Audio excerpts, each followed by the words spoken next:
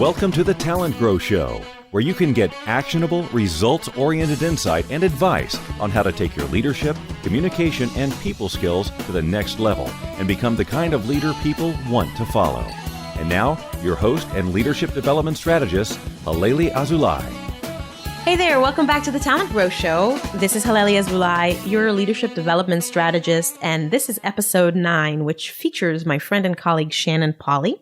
Shannon has background in theater and in positive psychology. So she and I talk about the way in which she marries those two in order to help develop leaders and people in organizations and improve their well-being and performance. We talk about things like strengths, like going outside your comfort zone, and like improving the way in which you build your habits. Shannon leaves you with 3 very specific, actionable takeaways that you can absolutely implement right away to create better well-being for you and better performance for your organization. So check it out, and thanks for tuning in to the TalentGrow Show.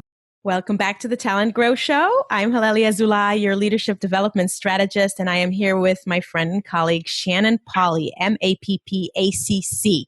We sometimes have a competition in my field of how many letters you can have behind your name, and Shannon, I think, is winning. So let me tell you a little bit about Shannon. Shannon is a leadership development consultant, a facilitator, speaker, and coach.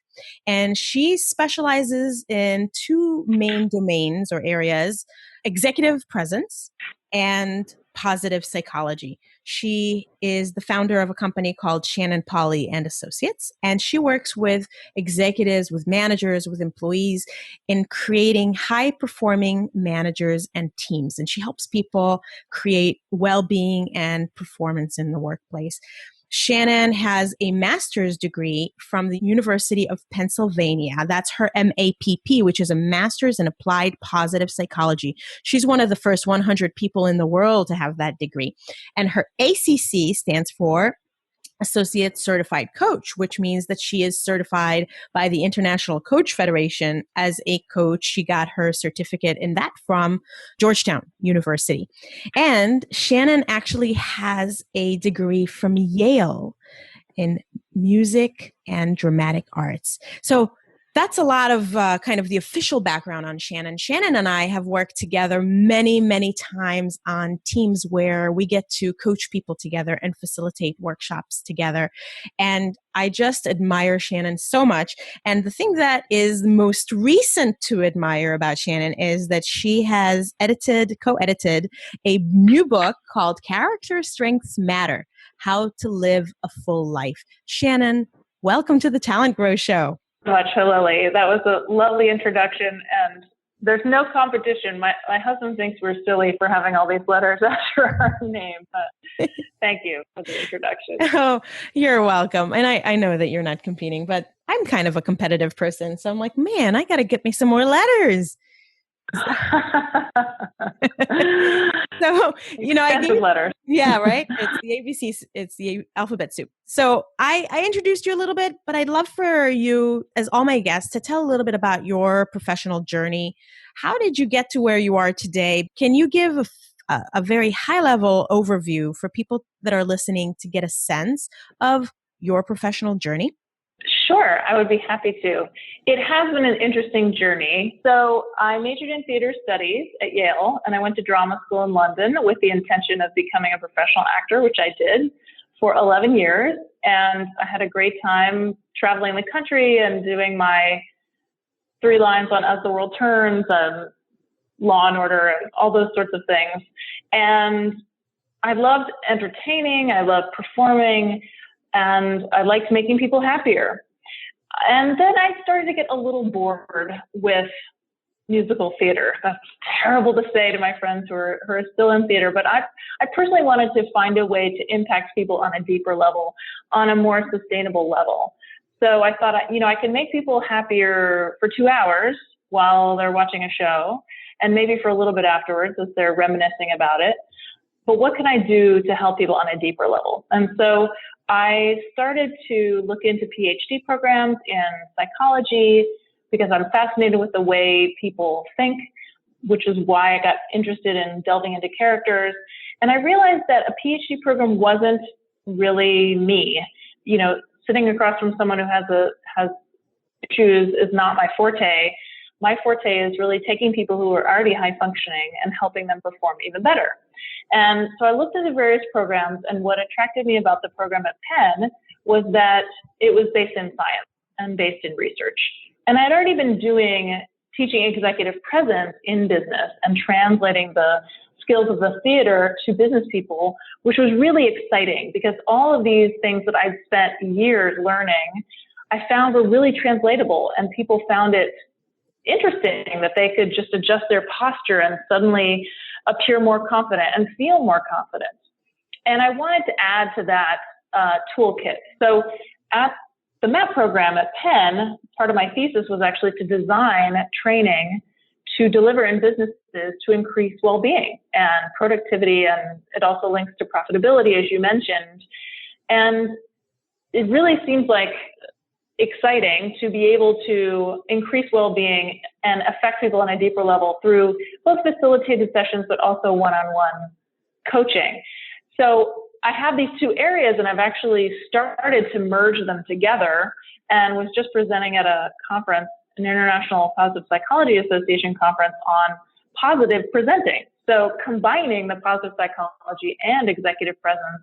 And it's exciting to see that the research in the social sciences is actually catching up with what we theater people knew, which is that you can try on new roles, and it actually affects the cognitive part of you, and now they're able to test it. So that's that's a little bit of my journey.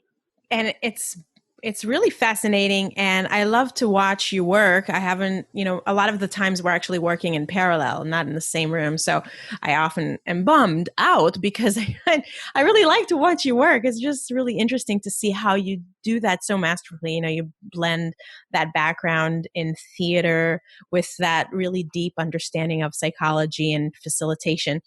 And then you've brought in coaching into this too, right? So what is the kind of work you're doing with coaching? Really been interesting to merge these two interests as well. So in coaching, I work with people on a one-on-one basis, obviously, but I bring a lot of somatic tools to the table. So if I'm just explain what somatic means, just in case someone is listening. Right. No. Sure. It's more of a body-based techniques. Mm-hmm. So frequently, the psychology part, I will bring in some cognitive, mental techniques of, how are you thinking about your thinking?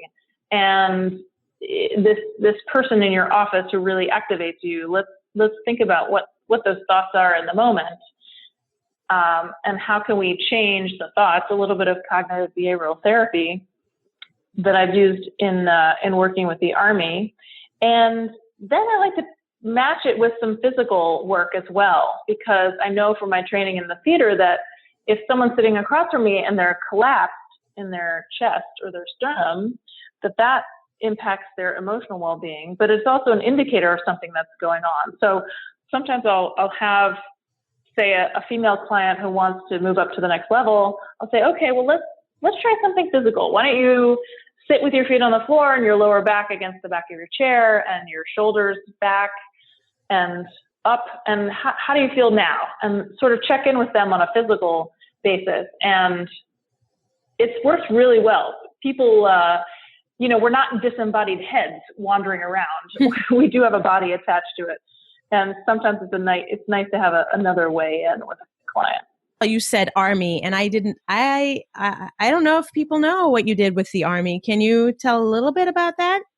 The Army is actually the #1 consumer of positive psychology today. All 1.1 million soldiers are getting trained in positive psychology, and I had the honor of being one of the first trainers on the team. I've trained over 1,000 Army sergeants, and we were training them in how to be more psychologically resilient. So how can they think about their thinking? How can they leverage their relationships? How can they leverage their strength in leading their troops? So, we would have 150 or 200 group of sergeants come to Philly, and a big team of us, about 20 of us, would train them. And it was a train the trainer model. So we were training them to go back and train their privates. And it was the most meaningful job I've ever had. I literally had a sergeant say to me at the end of the training, he shook my hand and he said, "You're saving lives, which is more important than taking them. Wow. Keep doing what you're doing." Wow. Yeah. Oh my God. I love that. It was amazing. Yeah. It was really amazing moment. And, it's just, just indicative of how deep this work can go. Yeah. And usually, I think that a lot of people in business, and one would think that maybe like the tough guys in the army would kind of be the same. They look down on things that have, happiness or positive or well-being in the name. It almost, they kind of look at it derogatorily as if it's something that's fluff, and here we are doing important things in Yep. business, and we're trying to make a profit, or we're trying to, change the world, or we're trying to save lives, blah, blah, blah. And then, here you come with your cute little let's be happy stuff. And of course, it's so much bigger and so much deeper than that. Yeah, I think that, it's really the science and the research behind it that sways both hardened Army sergeants and business people. And also the example of the fact that it is working in the Army and increasing well-being and resilience. And it's also linking to leadership outcomes. They haven't published the data yet, but they are tracking the strengths and the well-being of sergeants and people at various levels who are taking the global assessment tool, which is the tool they use. And it is showing leadership outcomes for people they're getting promoted. So there are definite outcomes there. And, it's always the quote unquote soft skills that drive the business, right? People don't leave jobs, they leave people. They leave managers they don't like. And it comes down to relationships. And I think really good leaders have to invest in their people. Otherwise, they're not going to have any people to manage. Totally agree. I totally agree. Well, that's one thing actually that I think has definitely drawn me to you and your work is that we both share this passion for positive psychology and great interest in it. And of course, you have some more training in it through the University of Pennsylvania program, certainly. And so now that you've put together this amazing book, when I heard that you were putting out a book about strengths, which I've written a little book about it, and I am a huge geek about this kind of stuff and the importance of being aware and leveraging your strengths in your day-to-day work. And I always try to bring that to the leaders that I work with. So when I found out that you've got this book coming out, I was extremely excited. And this book is really neat because it goes into the character strengths that were originally developed by Chris Peterson and Marty Seligman, who are two of the leaders in the world of positive psychology and the VIA Strengths Survey. And then the idea that you have in your book is that it goes into every one of these strengths and not only explains what it is and how to use it maybe more successfully, but you also have this really cool kind of twist on it. So I'd love to hear you talk some more about how this book came together and what this cool twist is that you've been using, and how do you hope that people in organizations, especially leaders and aspiring leaders in organizations, can use the insights in this book to improve their leadership skills and their team's effectiveness? That's a great question and a great explanation of the book. Thank you, Halelly. You're welcome. The book came about when Chris Peterson, who was a pioneer of character strengths, passed away almost 2 years ago. So sad. Long before he should have. And we were really shocked. And the first thing we did was to start a scholarship in his name at the University of Pennsylvania. And that didn't feel like enough. It didn't feel like we had honored him or had carried on his work. And so Catherine Britton, who is the co-editor of Positive Psychology News, which is a wonderful online publication, decided, what if we put together a book about character strength using some of the articles that had been written on Positive Psychology News. And Catherine has curated over 1,300 articles on Positive Psychology News. So she is an expert on what is there. So we started to pull the articles, and since both of us have fairness as a top strength, we actually took the names off of the articles so that we could really just read them and have an independent rater read them and choose them based on their value and not based on who it was. Because obviously we know a lot of the people who contributed the articles. So we did that, and then we had a few holes where we were missing articles, and we commissioned people. And to be honest, along the way, there were a lot of times where we weren't sure if we were going to follow through on this project, because it's a lot of work. It took us almost 18 months. It was really a labor of love. We're like, do we have time to do this? We both had our lives, and there were a couple of points along the way where we're like, I don't know. Yeah, we should, let's keep going with it. And the twist that you talk about is an idea that I actually had back in 2009 when I had Chris Peterson as my professor. And that was to pull monologues and speeches, modern plays and speeches and poems that matched each of the character strengths. And I talked to him about the idea, and he said, oh, that's a great idea. And it was one of those ideas that was just on the back burner and has been on the back burner since 2009. And when this project came up, I thought, well, wouldn't it be interesting to pull those monologues out and see if that would work as part of these chapters? So we have 24 chapters, one for each of the 24 character strengths. And the research on character strengths that Chris did was funded by the Mayerson Foundation out of Cincinnati. And they have shown that these strengths are ubiquitous across culture and across time. So from Aristotle to, it's been tested with Maasai warriors to, Mother Teresa, we all have the same strength to varying degrees. And actually, the same strengths that are most prevalent in the United States are the most prevalent in almost all countries around the world. Wow. So kindness, fairness, honesty is most prevalent all around the world. Self-regulation, modesty are lower all around the world.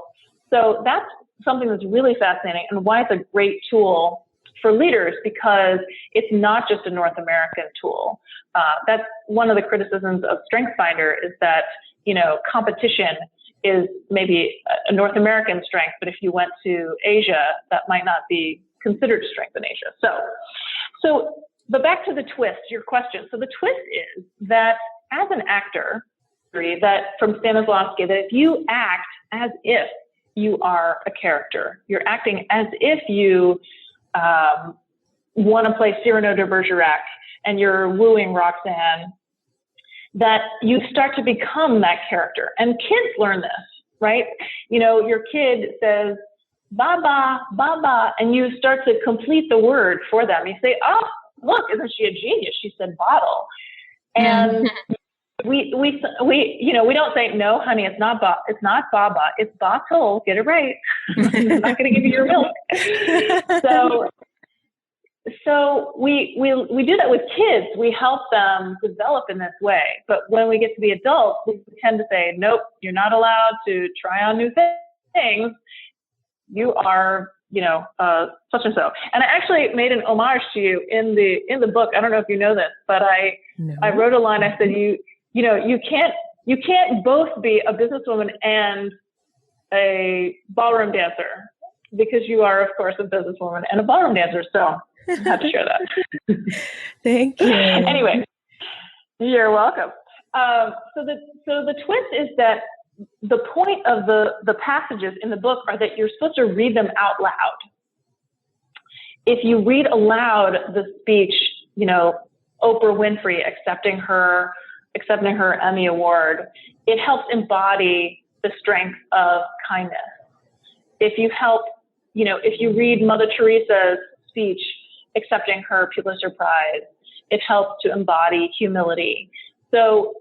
And there are monologues from Shakespeare and from Lorraine Hansberry and all sorts of wonderful playwrights that are meant to be read aloud. And we've lost that art of reading aloud. And there's a lot of research on reading aloud and how it helps you develop vocabulary, and it helps you embody these strengths. So that's the twist of the book. And I think people are finding it interesting. It's definitely unusual, and I love it. And it kind of brings the theater out, that this is where you are making a contribution with your background. And this idea of acting as if, that's really interesting. I don't know if you saw the article in the Harvard Business Review back in the February 2015 edition. The cover article was "The Problem with Authenticity: When It's Okay to Fake It Till You Make It."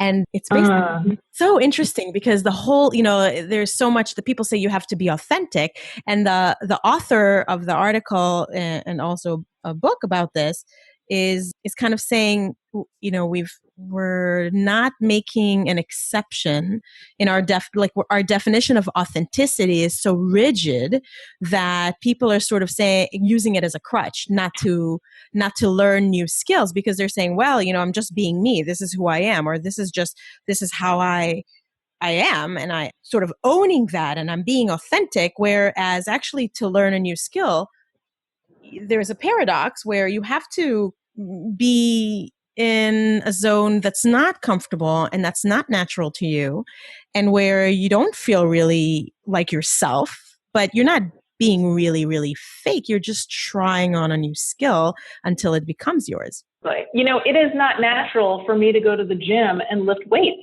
I would much rather sit on the couch and eat potato chips. But I don't say to my trainer, that push-up, it really doesn't feel authentic to me today. I would rather not do that. It is. I get this question all the time about authenticity. And I want to go back to the word you said, which is the zone. You're moving, people often say you're out of your comfort zone. There's actually a phrase that a Russian psychologist used called his name is Vygotsky, and he called it the zone of proximal development. Wow. So you're growing into your ZPD, or your zone of proximal development, where you're performing a head taller than you are.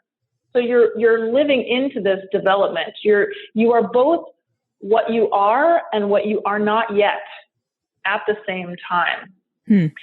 And that's like, the example with the baba and the bottle. The baby is not yet saying bottle, but the baby's living into that. And that's the same thing when you're trying on a new tool or technique, or you're trying to learn how to be more empathetic with your employees, or you're trying to learn how to delegate. You're right, it doesn't feel natural because it's not you yet, but you're learning, and that's what growth and development is all about. Really awesome. Thank you for sharing that. Good. So a couple more things before we wrap up.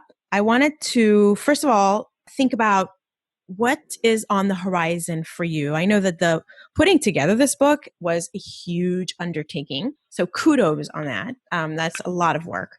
And I know that now you're probably in the book marketing frenzy, which is almost like a full-time job. So good luck with that. And so maybe there isn't really time for a lot of new and exciting things other than that, because that's plenty of new and exciting. But is there something that is like a new project or research that has your attention, that has you excited about something that you're planning to do in the second half of 2015 in the near future? I do have something really exciting, and I can't talk about it yet, which is torture for me. Yes, because the ink is not yet dry on the contract, but it's very big, and it would be bringing positive psychology to a large number of people on more of a global scale, which is exciting. So I'll have to circle back with you when that comes through. Oh my God. But I do have, I am excited to do more workshops on strengths and leveraging the book, working with some organizations to bring that to fruition. And have a colleague who has a strengths challenge out, so I can share that with you. It's a free survey that I can share with you to give to your listeners. Oh, great. We can put that in the show notes for sure. Yeah. And in the fall, another colleague, we're partnering with her. She's bringing a positive psychology certification program to the Washington, D.C. area. So I can also share some of that information with you as well. And they're partnering with my other sister organization, Positive Business DC, to bring that to the DC area. So they're in about 6 cities all over the country and Toronto, Canada. It's called the Certificate in Applied Positive Psychology. So I can share some of that with you as well. Fabulous. That is very exciting. And by the way, Positive Business DC, I'm pretty sure you are one of the people who launched that organization, right? It's true, yes. Along with Donna Hemmert and Marsha Moran, we did. And you were a fantastic speaker. So I got to see you in action, even though we normally work together in separate rooms, facilitating separately. Thank you for that opportunity as well. And I admire that you started that organization and what it does. So kudos to you and your partners on that. So thank you so much. I want to bring ideas to people and I want to expand their thinking, but I also want to have listeners walk away with really specific and actionable takeaways. So what's one specific action that listeners can take today or tomorrow or sometime this week that you think is going to help them ratchet up their leadership skills, especially given the domains in which you're an expert? I don't know if I can limit it to just one. So maybe I'll throw in a couple. Okay.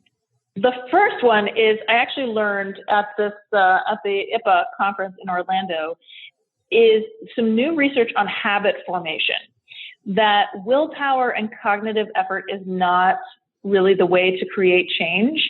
As we know, some of the research is showing that willpower gets depleted at the end of the day. There's varying conflicting research on that.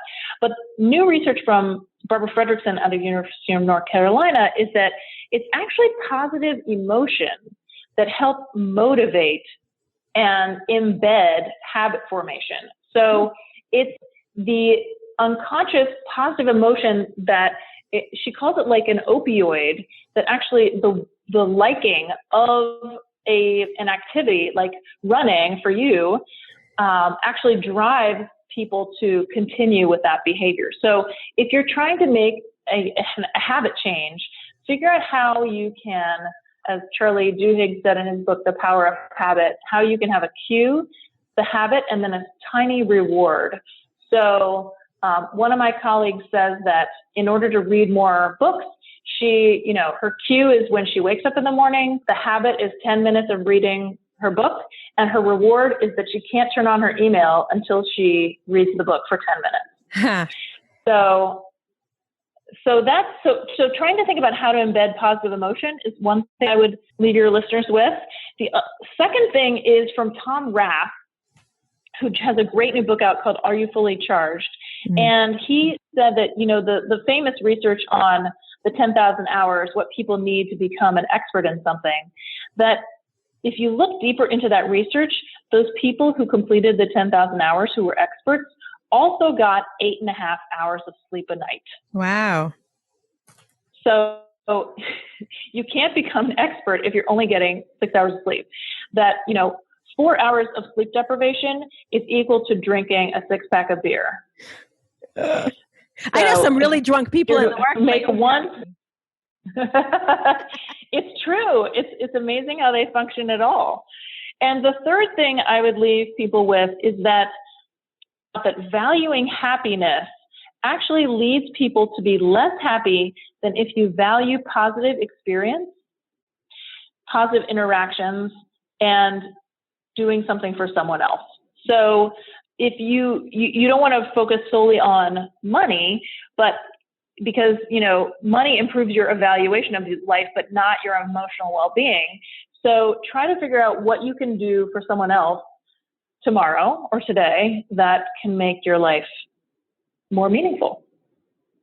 And you're saying that by doing something for someone else, your life becomes more meaningful and therefore you feel happier? Is that exactly? That we evaluate ourselves by observing ourselves doing things. So when I observe myself doing something nice for someone else, I then evaluate myself as, wow, I'm a good person. So here's an example. Borders had this jar where anyone could put $1 in, and if people needed a few bucks for something, parking or whatever, they could take money out. People saw themselves as more caring and compassionate, and as a result, they were more engaged and committed on the job. I like that. That's a really good, and it's so specific and actionable. So one of my other podcast guests, Larry Joya, he was the guest in episode, was it maybe 4, I think?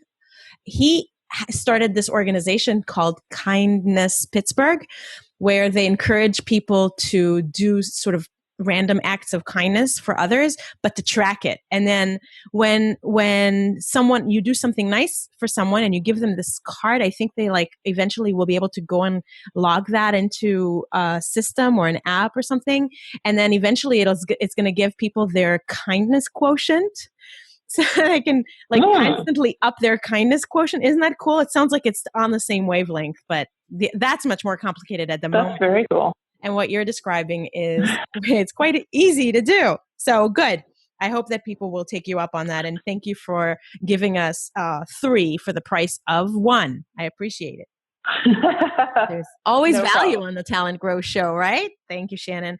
So how can people learn more about you and stay in touch before we wrap up? They can go to my website, shannonpolly.com, ShannonPolly.com. And if you sign up for my mailing list, you can get a free white paper on positive business communication, which has some more interesting research in it.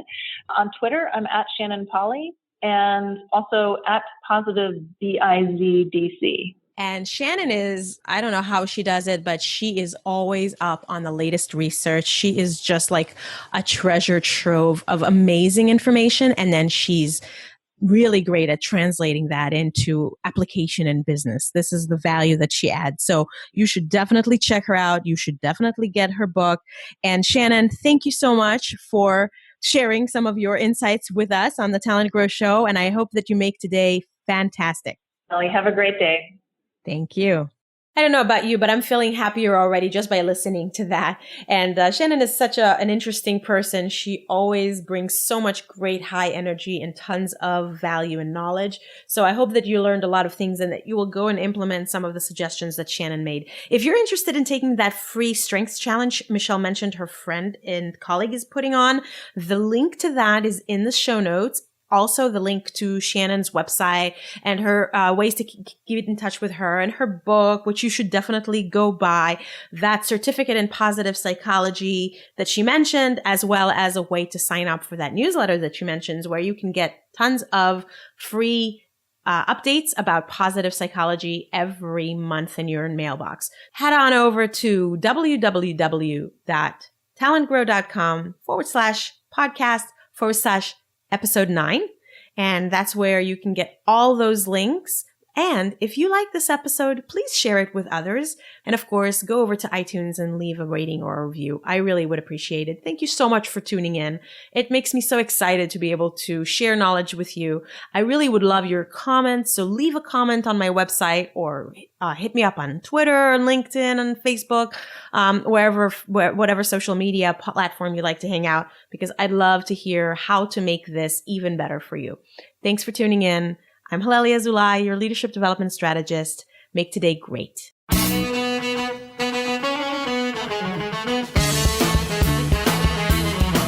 Thanks for listening to the TalentGrow Show, where we help you develop your talent to become the kind of leader that people want to follow. For more information, visit talentgrow.com.